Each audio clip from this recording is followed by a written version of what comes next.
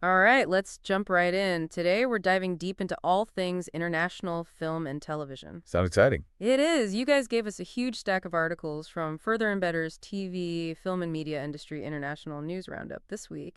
And wow, there is just so much to unpack. I know, right? Yeah, we've got everything from emerging screenwriters in Australia to, get this, a potential shark-obsessed serial killer film. Oh, wow. I know. Wild, right? Yeah, it's a real mix of stories. But you know what I found interesting? What's that?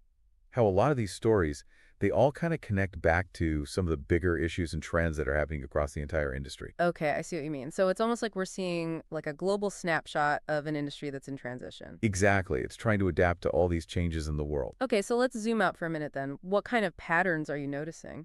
Well, one of the biggest things everyone's talking about is how hard it is for these streaming giants to keep their viewers, engaged. Right. Netflix, for example, they're seeing their numbers drop, like a lot, for almost all of their shows that are coming back for another season. The only one that's doing really well is Bridgerton, which actually went up by like 13%. Oh, interesting. It makes you wonder, right? Like, is this whole streaming model, is it actually sustainable in the long Yeah, run? good point. Especially when you think about it, viewers are just bombarded with so much content these days. Right.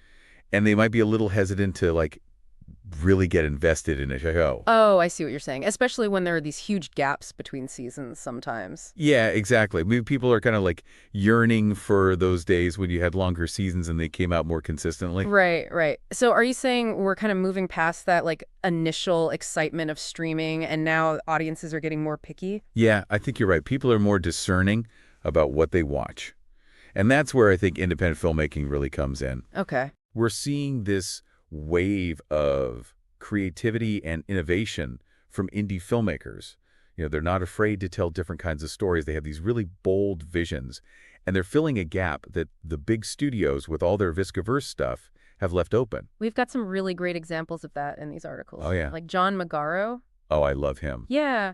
You might recognize him from First Cow or Past Lives. Such great films. He's actually starring in this new film, Cone 75, all about the jazz legend Keith Jarrett, and it's premiering at the Berlinale. Oh, wow. I know. Maguro's dedication to those smaller, character-driven stories is so refreshing. Yeah. And he's not the only one, right? Right. Production companies like Elevation Pictures, which is in Canada, they're focusing on a lot of international co-productions. They're really tapping into this global network of talent and resources. Makes sense. They're working on some really interesting projects, too, like a medieval horror film Oh, cool. and an ensemble comedy, which they're describing as Bridesmaids meets Outlander. That sounds really fun. Both of them have these unique premises, and they're really bending genres, which I think is exciting. Oh, totally.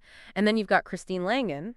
Oh, yeah. What about her? She just launched Bonnie Production, and her very first film, Hot Milk, premiered at the Berlin International Film Festival. Wow, that's amazing. I know. Talk about jumping in head first. He had to deal with all the ups and downs of making an independent film during a pandemic. Right, of course. And she came out on top. I love to hear that. Her story, it just shows how much tenacity these indie filmmakers have. Yeah. It's not an easy path, but they're fueled by this passion, this drive to tell their stories. It's really inspiring. I feel like, in a way, the struggles that big studios like Netflix are having right now are actually creating space for these smaller, more agile players to come in and offer something different. You know what? That's a really insightful observation. Thanks. It's like this symbiotic relationship.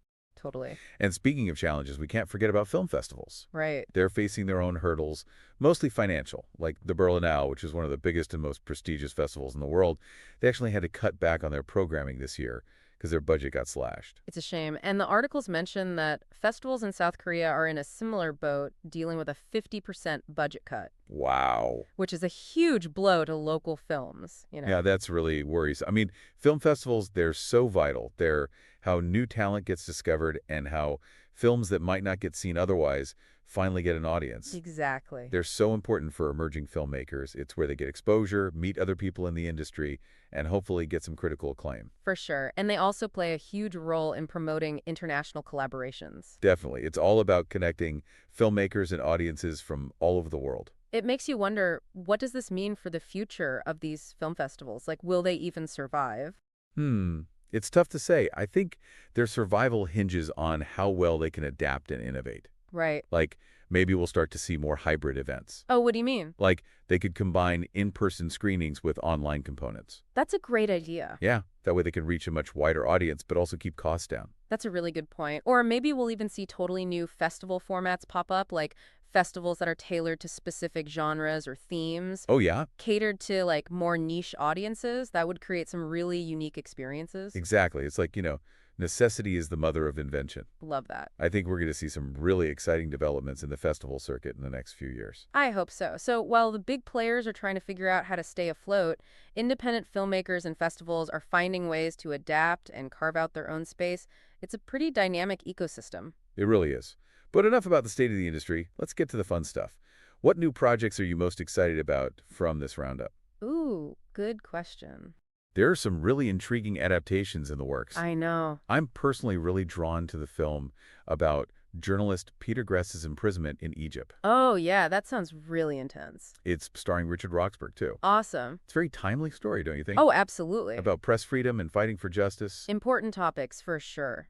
And then we have a documentary based on historian Fern Riddell's book, Victoria's Secret.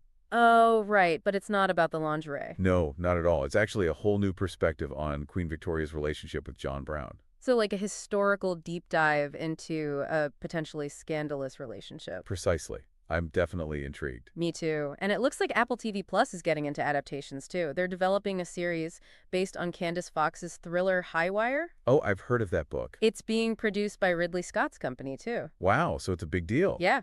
And the story takes place in the Australian outback. So it'll be visually stunning, for sure. Oh yeah, perfect backdrop for a thriller. Definitely. And Starz is also jumping on the adaptation bandwagon. They just got the rights to Miranda July's novel All Fours. Oh, interesting. I've always found her work so quirky and funny. Right. I'm really curious to see how they adapt her unique style for the screen. Me too. And for all the fans of Irish drama out there, you're in luck because RTA is adapting Marion Keyes' popular novel, The Walsh Sisters. Oh, I love her books. They've got a fantastic cast, too, including Louisa Harlan from Derry Girls. I think this one has the potential to be a huge hit. Fingers crossed. Now, let's get to the genre films. Okay, hit me. So, DC Studios is working on a Clayface film. Oh, wow, really?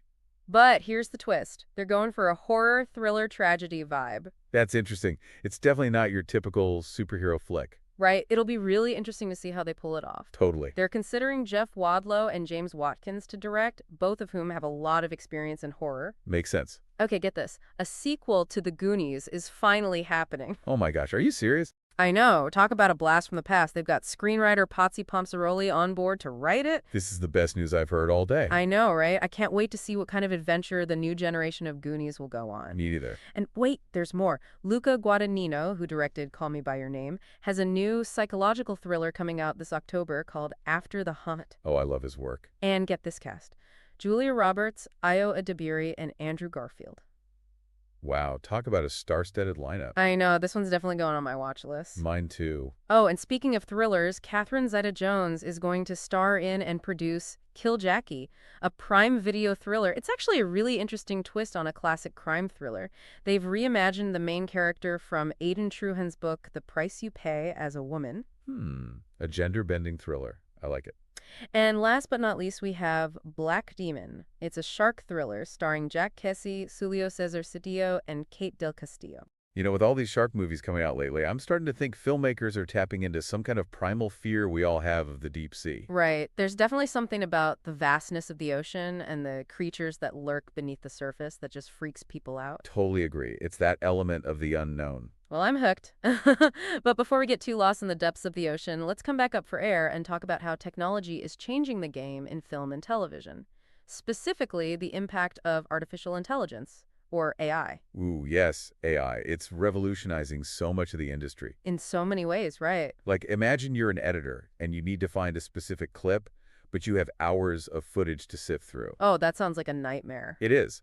But now, with AI-driven media logging, it can be done in seconds. Wow, that's insane. It frees up editors to focus on the creative side of things instead of getting bogged down in all that tedious searching.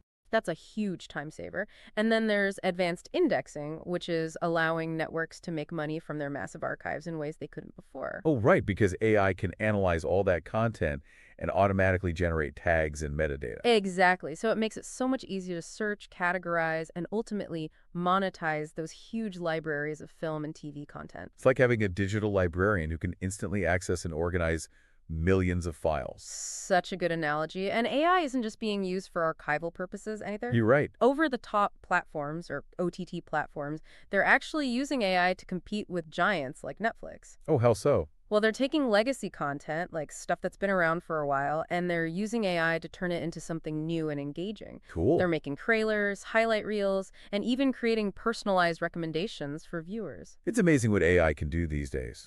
It's pretty mind-blowing.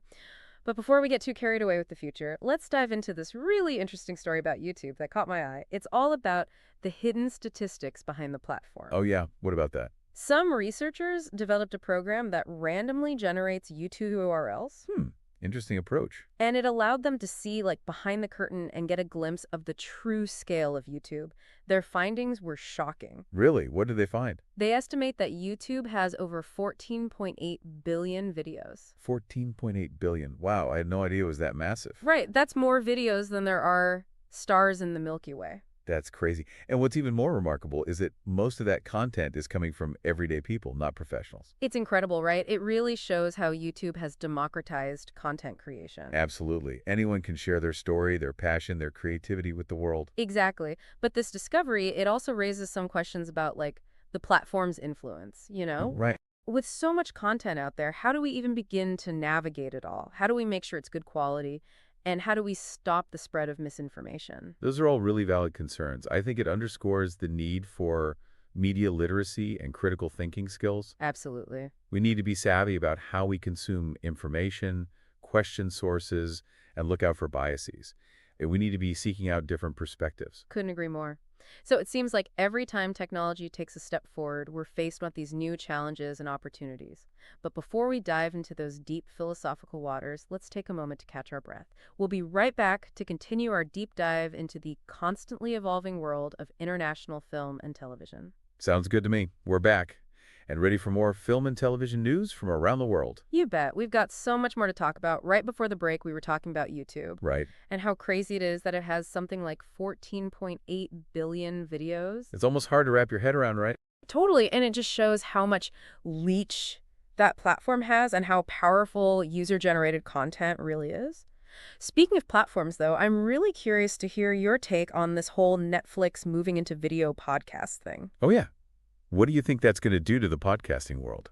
I think it could be massive. Seriously, shake things up. Yeah. If Netflix goes all in on it, I think it'll give independent podcasters a huge boost. It'd be like having access to this, global stage. That's a really good point. It could totally launch some podcasters into the mainstream. And I wonder if it might even, blur the lines between different types of media even more. Ooh, interesting. What do you mean?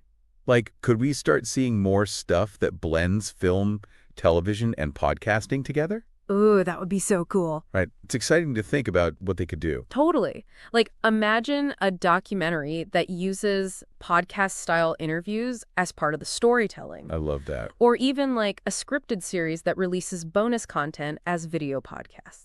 That's such a cool idea. It opens up a whole new dimension for storytelling. Right. And from a business standpoint, I bet it would be a really smart move for Netflix. Yeah, I think so too. It would give them a new way to reach younger audiences and potentially even increase their ad revenue. Speaking of business, though, we were talking about the tough financial times film festivals are facing right before the break. Right. What do you think? Will they be able to adapt and survive all these changes in the industry? I'm optimistic, actually. I think they can, but they're going to have to really embrace innovation and find ways to reach new audiences. Like we were saying earlier, maybe they'll start doing more of those hybrid events. Yeah. Combining in-person screenings with online stuff, That way they could reach a global audience, but also keep costs under control. That makes a lot of sense. Imagine, attending a film festival virtually. I know. You could experience Q&A sessions with filmmakers from all over the world and even participate in discussions online with other film buffs. Right. It would make those incredible cultural events accessible to so many people who might not be able to attend in person. Totally. And who knows, maybe we'll even start seeing like totally new types of festivals pop up. Ooh, I like where you're going with this. Like festivals that focus on specific genres or themes. Oh, yeah. They could cater to more niche audiences and create these really unique experiences. It's like the evolution of the drive-in movie theater, you know? Oh, I see what you mean. Finding new ways to make film a communal experience even in this digital age.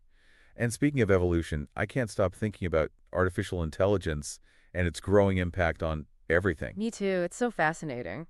We talked about some of the positives earlier, but do you think there are any potential downsides to all this AI stuff? I think we have to be really careful about how AI is developed and used. Yeah, We need to make sure it's ethical and responsible, and that it doesn't reinforce existing biases or shut out marginalized you're voices. so right. It's about using AI as a tool to help us tell better stories, not to homogenize or limit creativity. It's a great point. We need to make sure that AI serves creativity and innovation, not the other way around. It shouldn't replace human talent and artistic vision. 100%. Technology should empower us, not limit what we can do. Okay, so before we go too far down that rabbit hole, I want to circle back to some of the individual stories from this news roundup that stood out to me. Yeah, me too. There were some really compelling ones. I was so impressed by Christine Langen's journey to get hot milk made. I know, what a story. It shows that even when things get really tough, passion and hard work can make anything happen. It's truly inspiring. And speaking of inspiring, John Magara's dedication to independent cinema is so refreshing. He seems to have this knack for picking projects that really resonate with people. Totally. He's one to keep an eye on for sure.